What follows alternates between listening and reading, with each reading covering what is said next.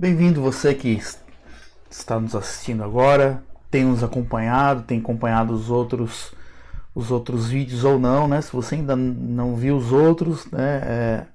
Assine o nosso canal, né? Dá um joinha aí no nosso vídeo, na nossa aula. Se inscreve no canal e acompanhe, né? Esteja conosco aí no decorrer desses domingos, e nós estamos seguindo aí com essa série, né? Pensando biblicamente, e que é uma extensão aí da nossa escola dominical, já que estamos em tempos de quarentena, estamos com as atividades da nossa igreja suspensas. Então nós estamos postando essas aulas e aproveitando para divulgar também para outras pessoas que não conhecem a nossa igreja. Então, se é a primeira vez que você está por aqui, né, compartilha, se inscreve no nosso canal. O nosso tema de hoje é a Bíblia e a homossexualidade, que é um tema que geralmente gera polêmica, mas o nosso objetivo aqui é justamente desfazer as polêmicas. Por isso que a nossa série se chama Pensando Biblicamente, né? Porque a ideia é justamente essa, pensar biblicamente, e pensando biblicamente a gente vai ver que as polêmicas vão se desfazendo. Então esse é o nosso tema de hoje, e pedimos que você primeiramente abra sua mente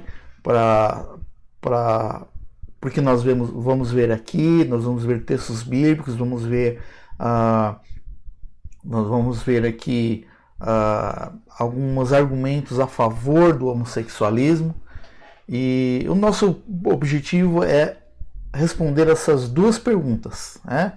No geral, resumindo, é responder essas duas perguntas.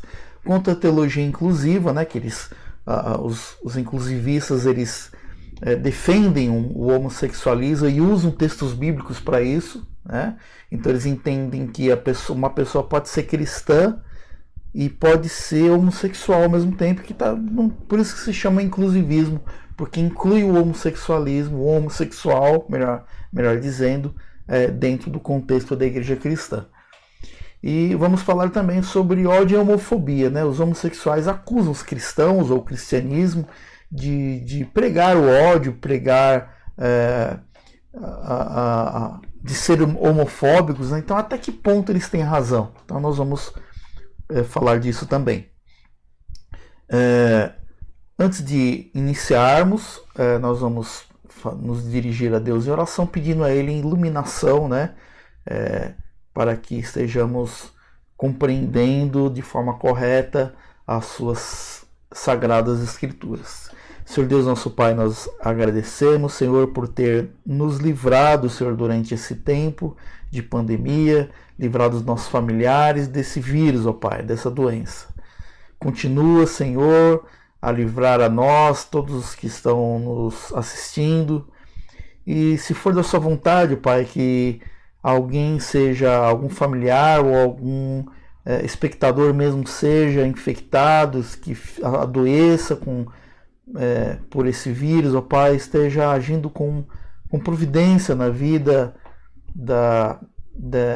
dessa pessoa, para que esteja logo, para a sua honra e glória, Pai, restabelecendo sua saúde, ó Senhor. Nos ilumina também, nos dá sabedoria para analisarmos as Sagradas Escrituras e analisarmos à luz da sua santa vontade um assunto tão polêmico, ó Pai. Ó Senhor, é que nós agradecemos, em nome de Jesus, nosso Senhor e Salvador. Amém. Então nós vamos iniciar.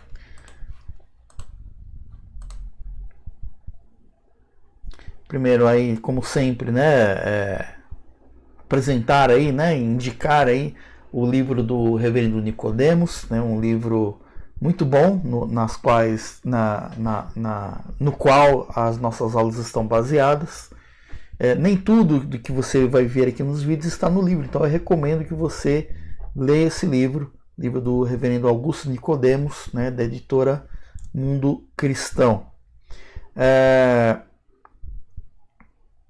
Primeiramente, o que a Bíblia diz quanto às relações entre pessoas do mesmo sexo? Então, existem muitas passagens nas Escrituras que falam do padrão que Deus ordenou e, portanto, é aceitável, que é o casamento monogâmico heterossexual. Monogâmico, porque é apenas um parceiro, e heterossexual, porque são entre pessoas de sexo opostos.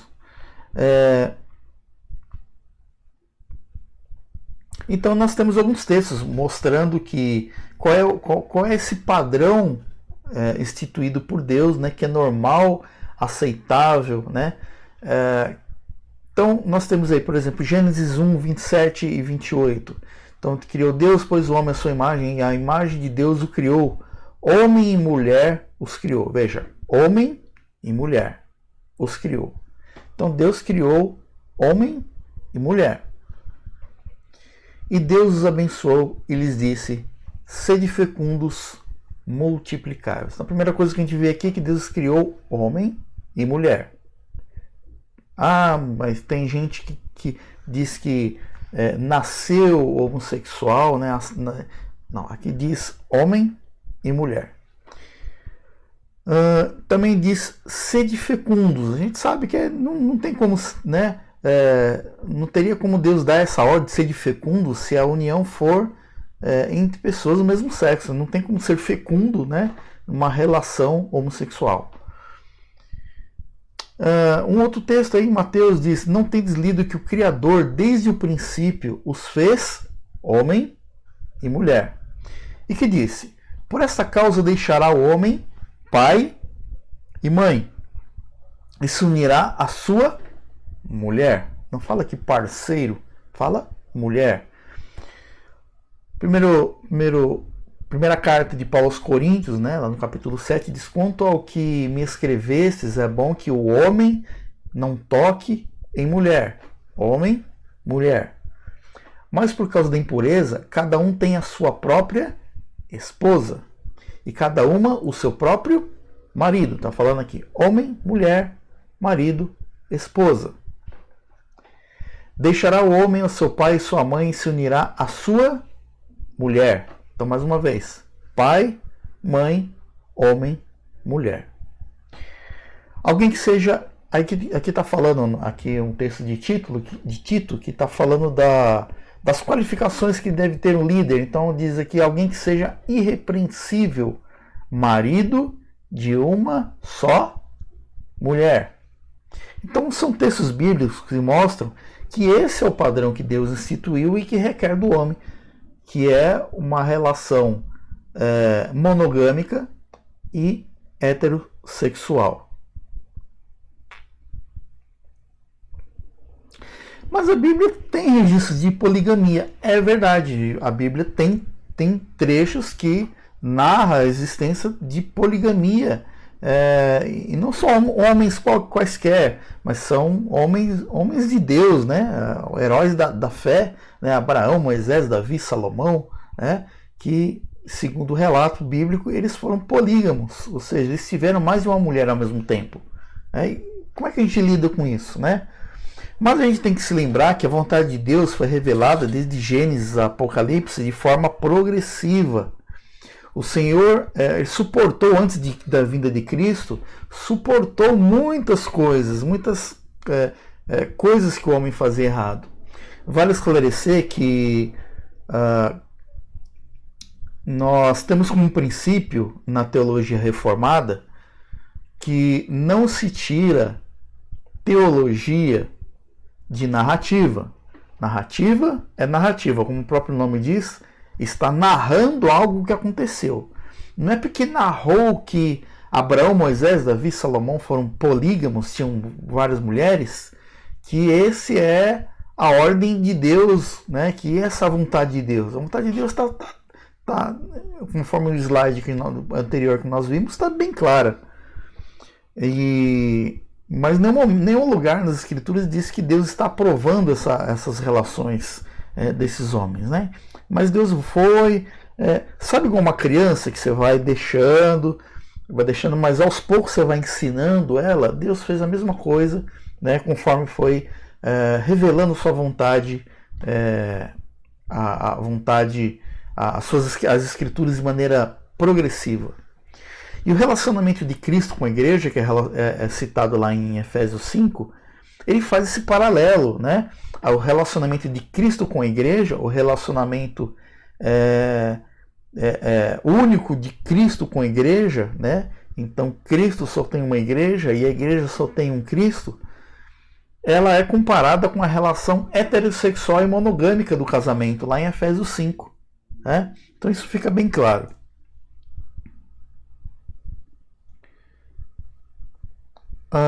Sodoma e Gomorra tem uma história bem conhecida por alguns, né? Que foi quando Ló saiu com sua família, né, da cidade, e sua mulher olhou para trás e virou uma estátua de sal. Tem até uma musiquinha que as crianças cantam, né?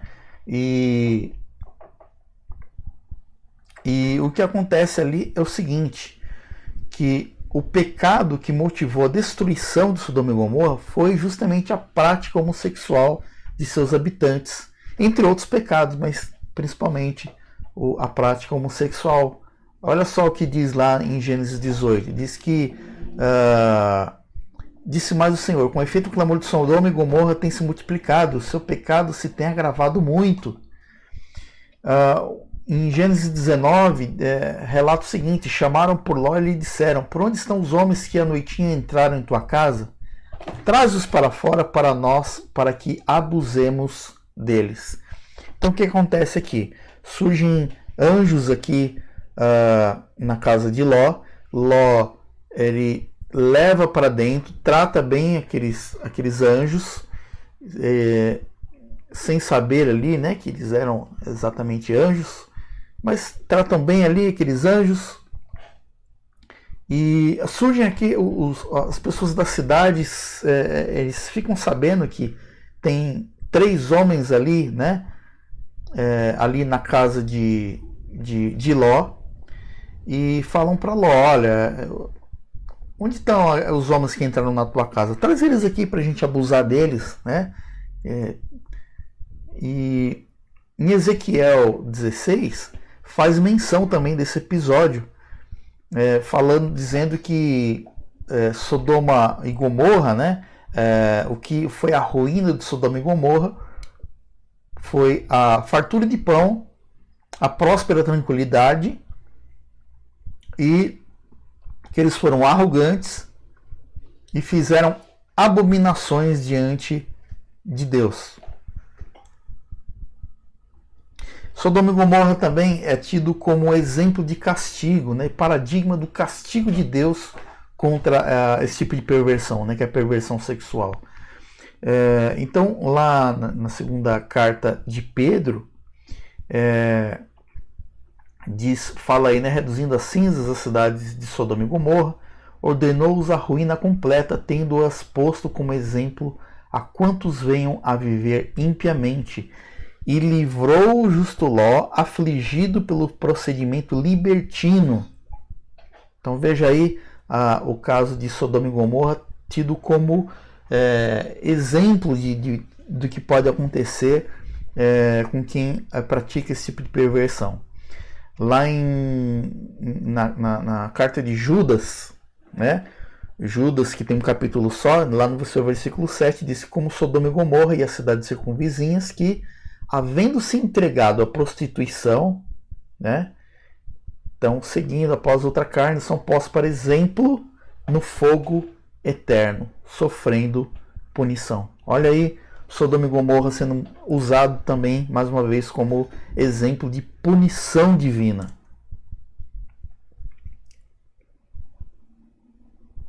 Havia outra coisa que ocorria também lá no Antigo Testamento, era um outro tipo de abominação, né, uma variação dessa abominação, né, que era a prática homossexual, mas no âmbito cultural, religioso, das religiões pagãs dos vizinhos de Israel. Né? Então, Deus dá essa ordem, com o homem não te deitarás como se fosse mulher. é abominação, né? No primeiro livro dos Reis diz que havia também na terra prostitutos cultuais, fizeram segundo todas as suas abomináveis, todas as coisas abomináveis das nações que o Senhor expulsara de diante dos filhos de Israel. Então, mais uma vez aí mostrando aí o homossexualismo sendo aí condenado por Deus, né? Condenado pelas Escrituras. E no Novo Testamento, nós vimos até agora qual era os relatos do Antigo Testamento quanto a essa questão. Agora nós vamos ver do Novo Testamento. Paulo, quando lá no primeiro capítulo aos Romanos, quando ele descreve a justa retribuição divina contra a humanidade que rejeita o Evangelho, que se mantém rebelde, né, contra a vontade de Deus, contra a pregação do Evangelho. Então diz que Deus,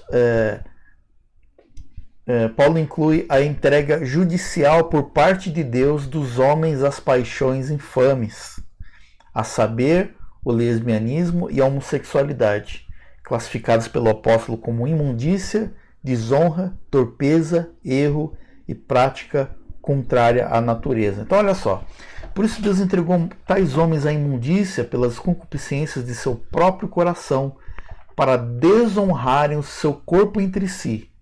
Aí mais adiante ele vai dizer, porque até as mulheres mudaram o modo natural de suas relações íntimas por outro, contrário à natureza. Então veja, fala aqui de desonra o corpo, depois falam que as mulheres mudaram o modo natural de suas relações íntimas por outro contrário à natureza, o que pode ser uma relação, uma mulher tendo relações íntimas contrárias à sua natureza, né? Então, obviamente, é o relacionamento homossexual.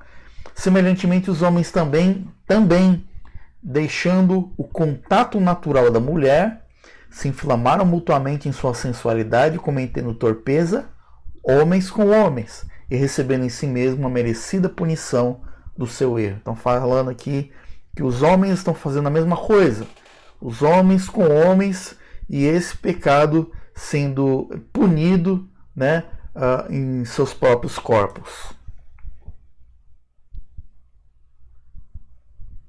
Paulo também fala de sodomitas. O que é um sodomita? Sodomita é aquela pessoa que pratica, que tem aquelas práticas lá, que nós vimos lá de Sodoma e Gomorra, que tem aquelas mesmas práticas, ou seja, a prática homossexual, são sodomitas. Então Paulo inclui os efeminados e os sodomitas entre aqueles que haverão aqueles que não haverão de herdar o reino de Deus, né? Então tem uma lista em 1 Coríntios 6, de 9 a 10, há uma lista aí, né, de pessoas que permanecendo nessas práticas, elas não herdarão o reino de Deus. Então tem aí impuros, idólatras, adúlteros, efeminados, sodomitas, e continua a lista aí, ladrões, avarentos, bêbados, maldizentes, roubadores, e nenhum desses herdará o reino de Deus. Em 1 Timóteo 1, 9 e 10, quando Paulo escreve a Timóteo, também fala também, né, na mesma forma, tendo em vista que não se promulga a lei para quem é justo, mas para transgressores e rebeldes, irreverentes e pecadores, ímpios e profanos, parricidas e matricidas, homicidas, impuros, sodomitas, mais uma vez aqui, raptores de homens, mentirosos, perjuros e para tudo quanto se opõe à sã doutrina, segundo o Evangelho da glória do Deus bendito, do qual fui encarregado. Mas alguém pode perguntar, né? Um defensor da teologia inclusiva, que são aqueles que defendem que alguém pode ser cristão, pode fazer parte da igreja cristã e ao mesmo tempo ser homossexual, por isso o termo inclusivista, né? Teologia inclusiva, ou seja, aquela teologia que inclui o homossexual entre os cristãos, né? Então a teologia inclusiva alega que Deus é amor e que para ele o que importa é que haja amor nas relações humanas, sejam elas quais forem. Então existem igrejas inclusivas que defendem aí esse tipo de pensamento, né? E ele fala, não, vem para cá, Deus não faz,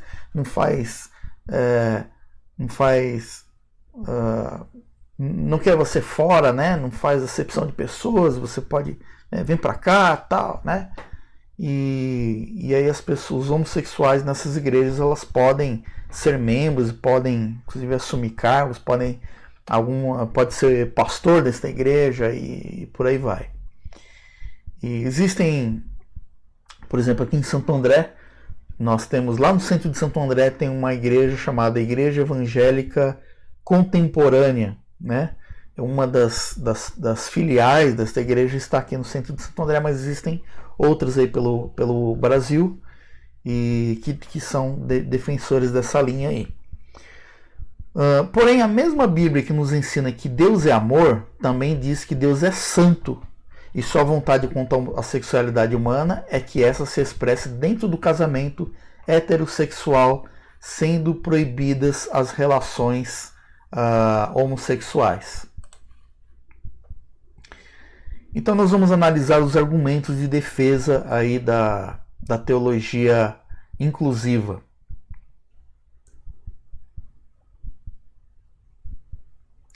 Então, o primeiro argumento, né, deles está aí, né? As condenações de Levítico se referem somente a relações sexuais praticadas em conexão com os cultos idolátricos e pagãos das nações vizinhas de Israel.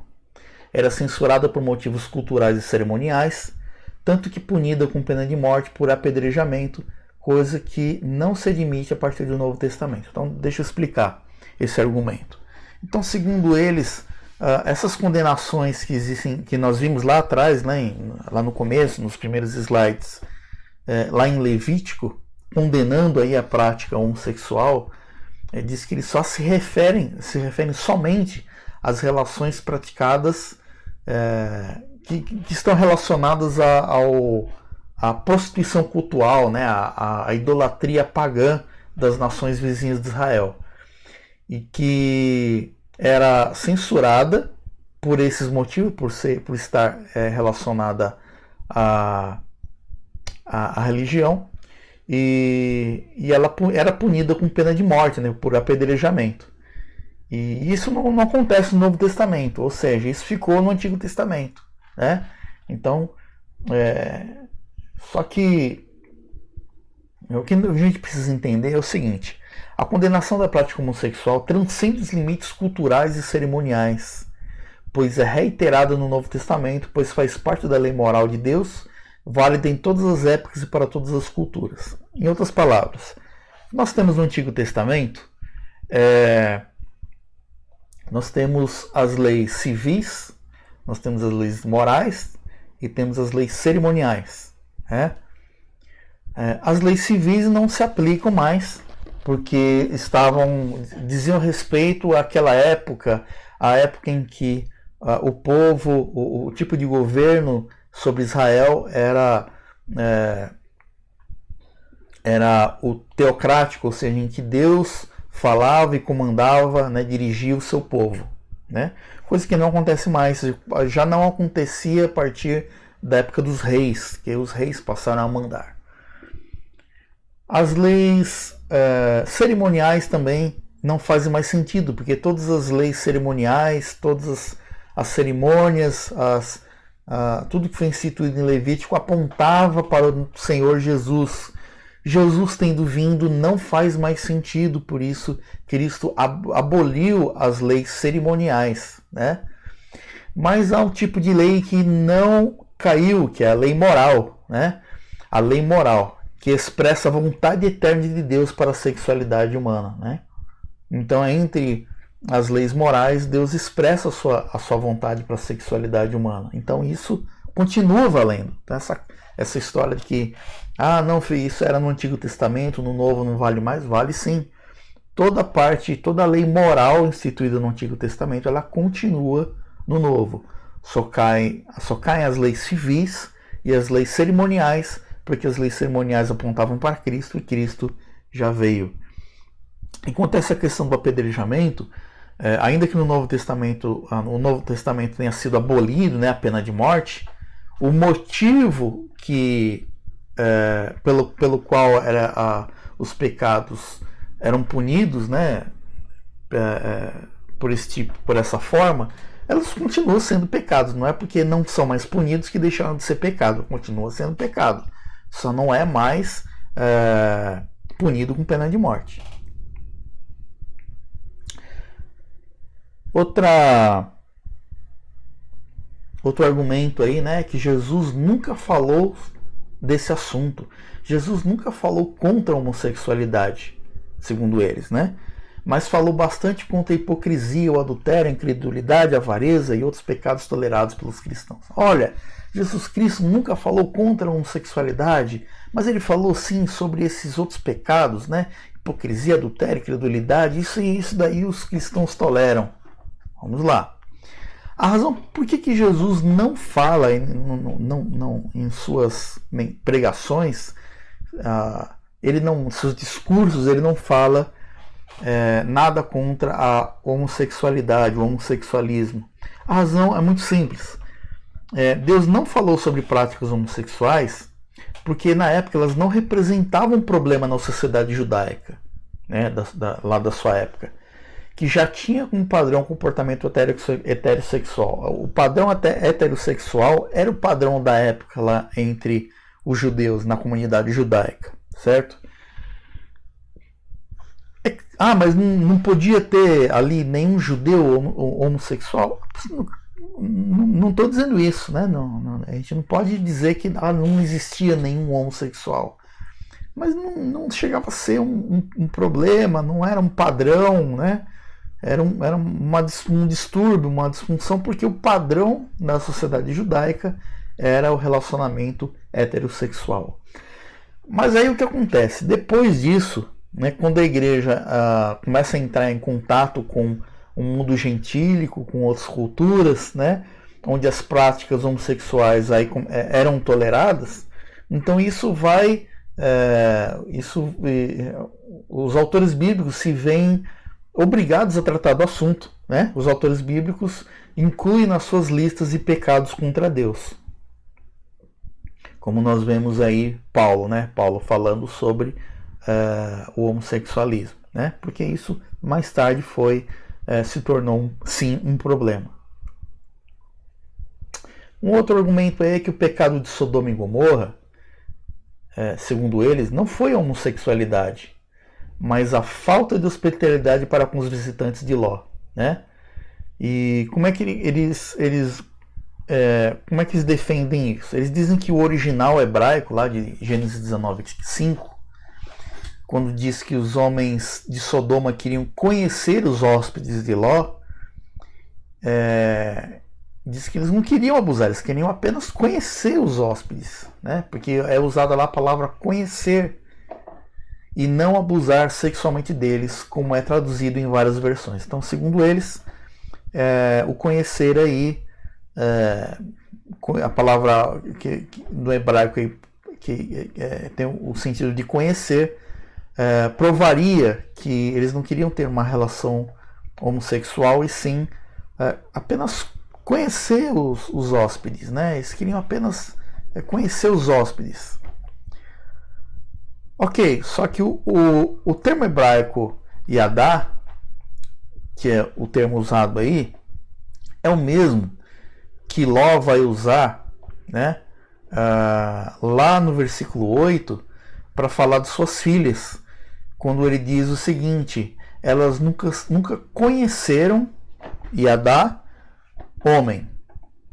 Conhecer homem, claro, se está falando que elas eram virgens, conhecer homem significa conhecer no sentido de relacionamento íntimo. Eu acho que em alguma outra aula que eu falei sobre isso, que conhecer na Bíblia ela tem um significado muito mais profundo do que simplesmente tomar conhecimento de algo, mas era um relacionamento, se trata aqui de um relacionamento íntimo, né? Então elas nunca conheceram, nunca tiveram um relacionamento íntimo com o homem.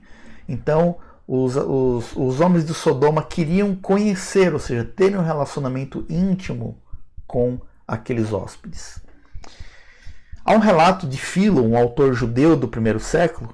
Ele escreveu uma obra sobre a vida de Abraão e ele afirmou que os homens de Sodoma eles se acostumaram gradativamente a ser tratados como mulheres. Então há um registro histórico de que realmente o problema de Sodoma era os homens que se acostumaram a ser tratados como mulheres.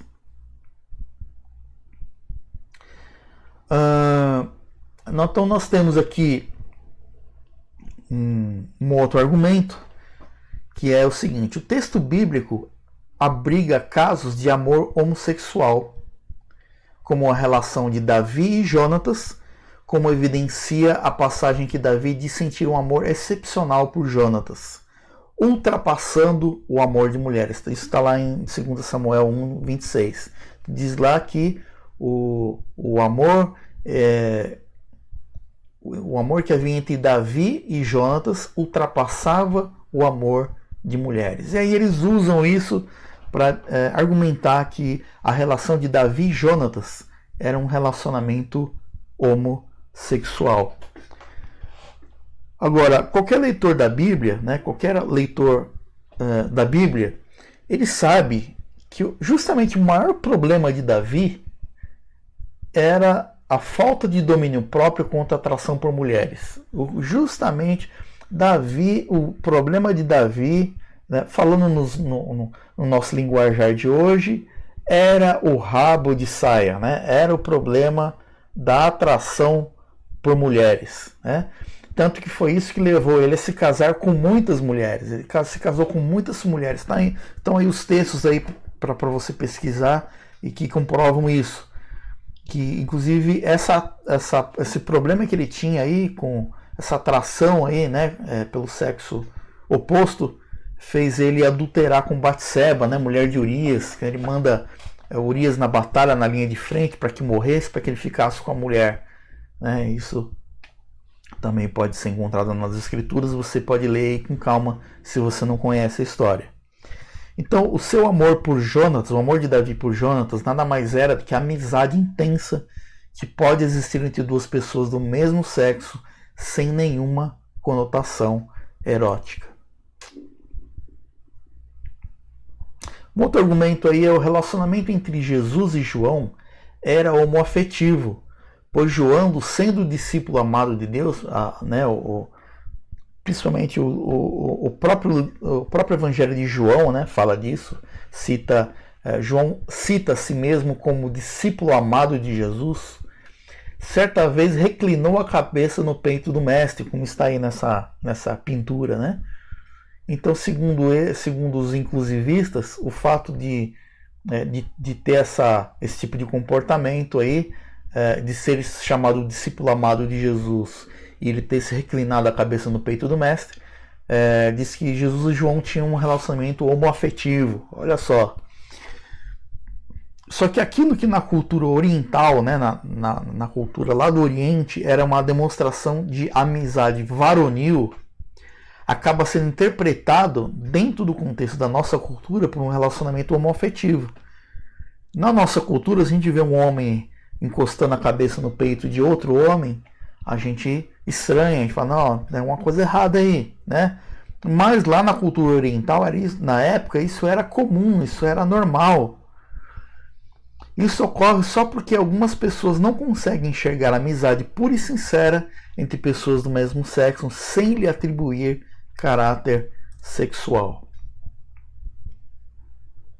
Outro argumento aí, em 1 Coríntios 6,9, os termos efeminados e sodomitas não são referências aos homossexuais, mas a pessoas de caráter moral fraco.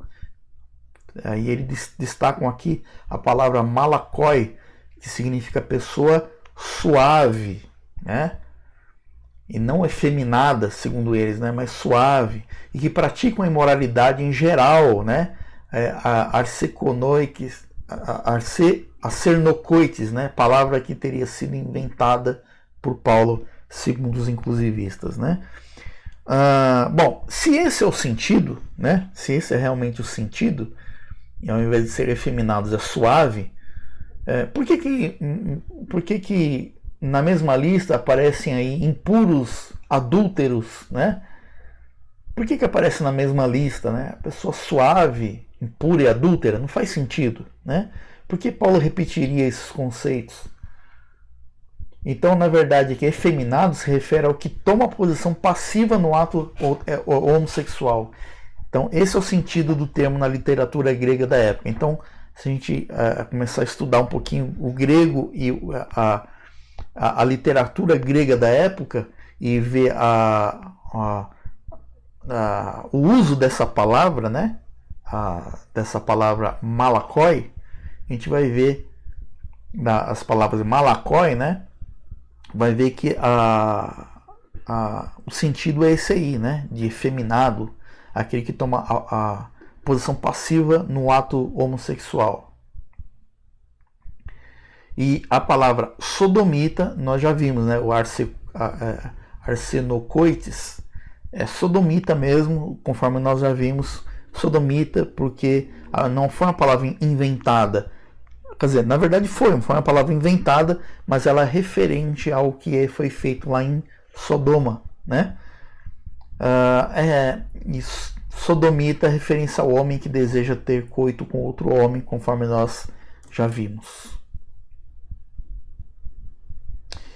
Mais um argumento. Hoje, muitas igrejas cristãs históricas já aceitam a prática homossexual como normal, e com isso homossexuais praticantes, homens e mulheres, são recebidos não somente como membros ativos dessas igrejas, mas também como pastores e pastoras. Já falei disso, né? A própria Igreja Presbiteriana dos Estados Unidos está entre essas igrejas históricas que hoje aceitam homossexuais, inclusive ordenam pastores e pastoras homossexuais.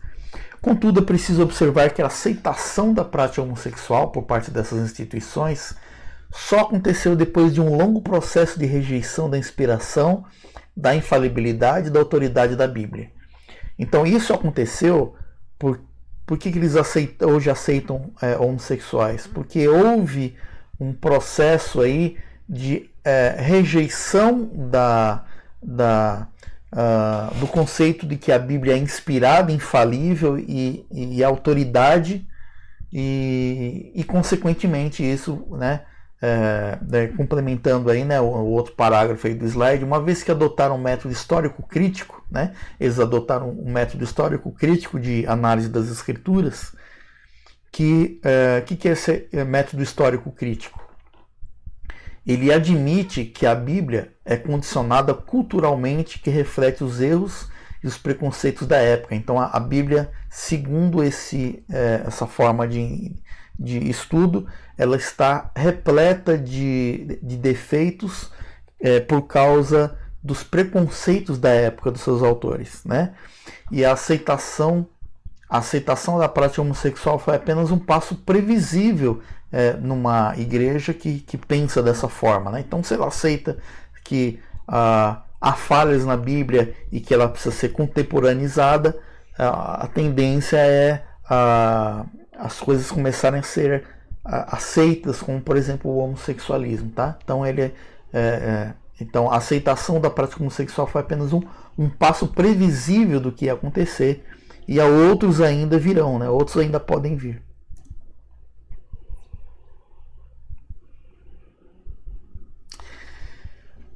Bom, depois de que nós vimos tudo isso, né, vimos aí as evidências bíblicas, vimos aí os argumentos da teologia inclusiva, analisamos algumas, e aí a gente se faz a pergunta: a prática homossexual é a mais grave dos pecados? Não, existe um pecado para o qual não há perdão, e não é o homossexualismo, né? Esse pecado é a blasfêmia contra o Espírito Santo, que consiste em atribuir a Satanás o poder pelo qual Jesus Cristo realizou seus milagres e prodígios nesse mundo. Isso está explicado lá no texto de Marcos 3, 22 a 30, está falando lá, né, desse tipo de pecado.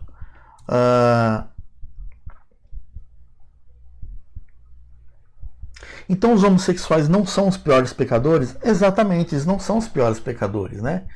Então não é correto usar a Bíblia como base para considerar os homossexuais os piores dos pecadores. Então tem gente que fala, não, o homossexualismo é um pecado terrível e não tem perdão, e é o pior tipo de pecado esse aí, né? Mas não é correto eu usar a Bíblia para fundamentar isso, né? Então, não é correto usar a Bíblia como base para considerar os homossexuais os piores dos pecadores, julgando estarem além da possibilidade de salvação e merecerem todo ódio e desprezo por parte da humanidade em geral e dos cristãos em particular, que é o que tem acontecido, né? Tem havido muita pregação aí de ódio, muitos líderes aí inflamados falando aí contra os homossexuais ou contra o homossexualismo como se fosse a pior, né, a coisa assim, motivo para desprezar o ser humano, né? E é por isso aí que os homossexuais acabam até certo ponto, com razão, os cristãos de serem pregadores do ódio, né? E é lamentável e triste, como está aí no slide, que isso tenha acontecido no passado e ainda aconteça hoje. Isso é lamentável, porque alguns realmente pregam ódio contra o homossexual, contra o homossexualismo. E aí é natural que o movimento que defende o homossexualismo ele reaja, né, com a mesma força, dizendo que os cristãos são homofóbicos, né, que eles são preconceituosos e tudo mais. Mas a mensagem da Bíblia é essa: todos pecaram e carecem da glória de Deus. Todos quem? Todos. Todos pecaram e carecem da glória de Deus. Todos nós somos pecadores e carecemos da glória de Deus, independente do nosso pecado, né?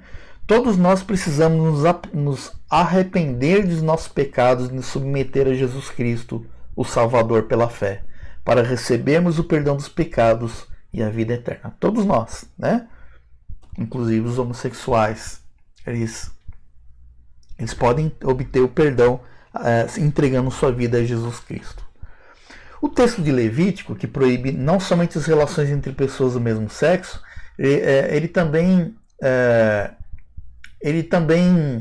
condena o adultério e o incesto. Mesma forma, quando Paulo relaciona os que não herdarão o reino de Deus, como nós vimos lá atrás, então há uma lista aí, né? Não é só os homossexuais, existem outros pecados também aí juntos, né? Então o homossexualismo não é um pecado em destaque, é um pecado em quem está entre outros aí, né? Que carecem da misericórdia, do perdão de Deus, mas não são assim, não é um pecado assim terrível. Quando se refere ao lesbianismo e às relações entre homens, Paulo fornece uma lista de outros pecados decorrentes do abandono judicial da parte de Deus, dos homens às suas paixões: avareza, inveja, mentira, homicídio, calúnia, só para mencionar algumas. Então existem outros pecados que precisam ser tratados na nossa vida também. Então você, quando aponta do dedo, né, com muita paixão, ou melhor dizendo, muito ódio contra os homossexuais, né? Lembre-se que são pessoas como eu e você, e nós temos também os nossos defeitos, os nossos pecados, as coisas que precisam ser tratadas, precisam do perdão e da misericórdia de Deus.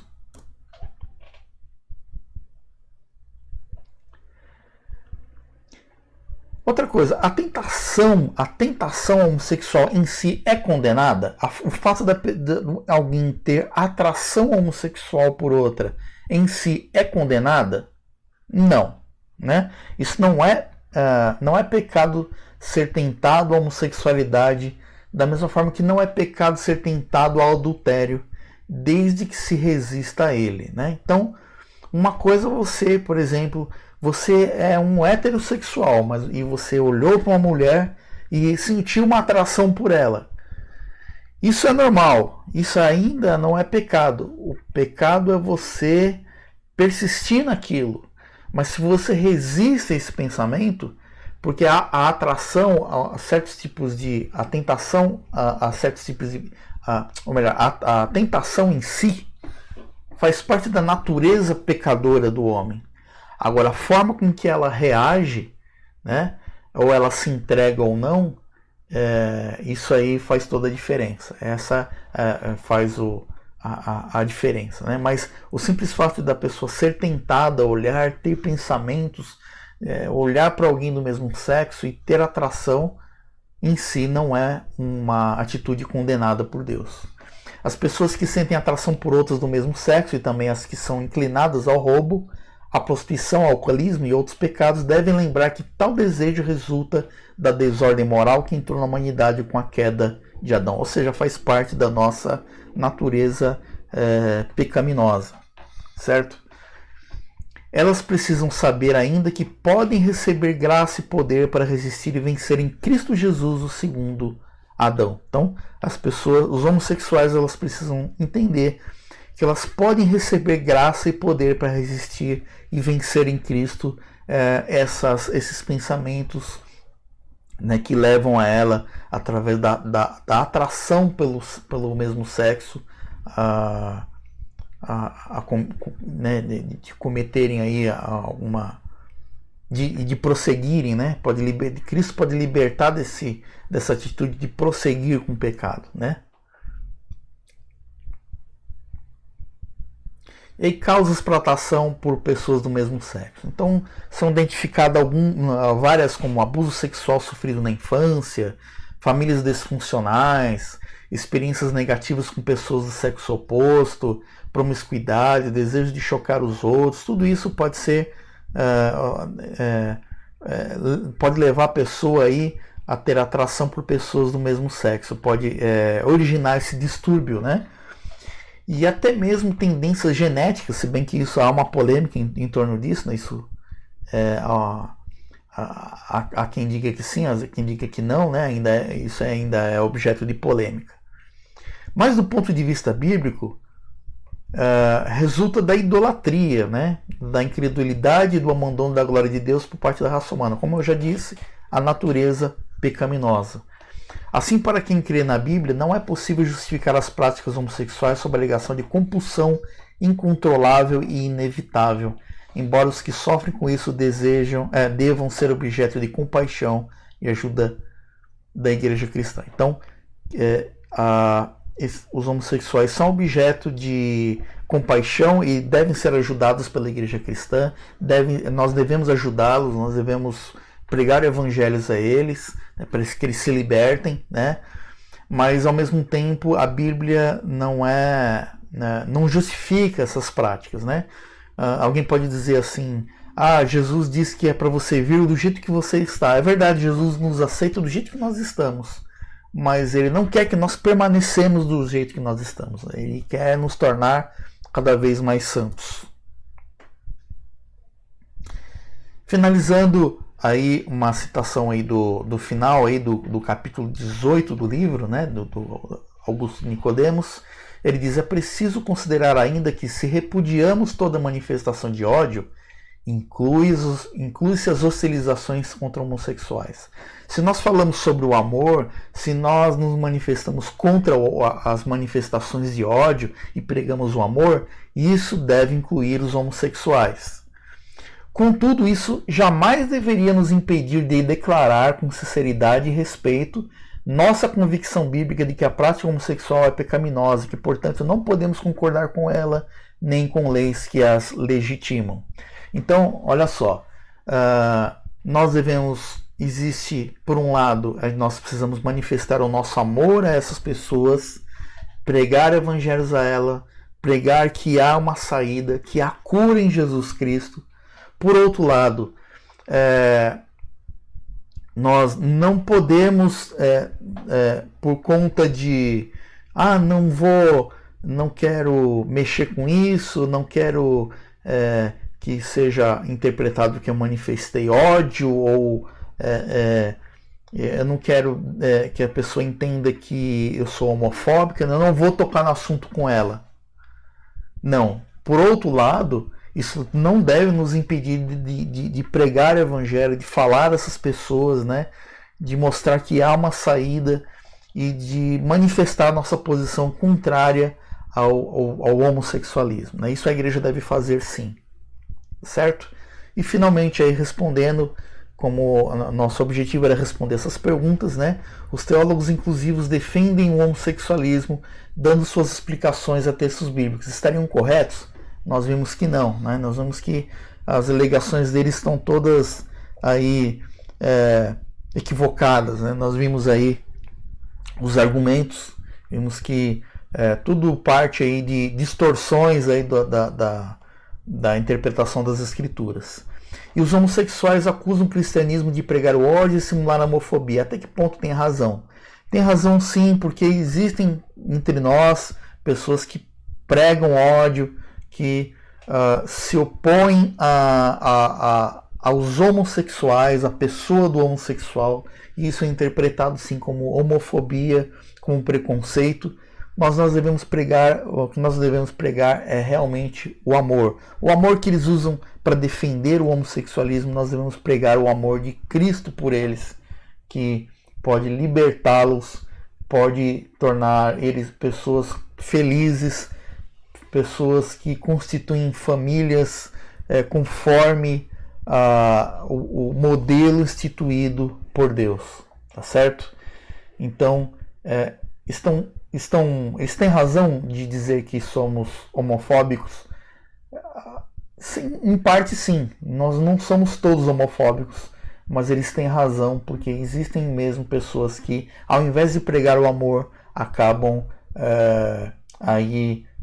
fomentando o ódio, certo? Então nós ficamos por aqui e eu agradeço você que nos acompanhou até aqui. Não esqueça aí de se inscrever no nosso canal e clicar aí no joinha, né, para nos ajudar aí. E até a próxima, até o domingo que vem.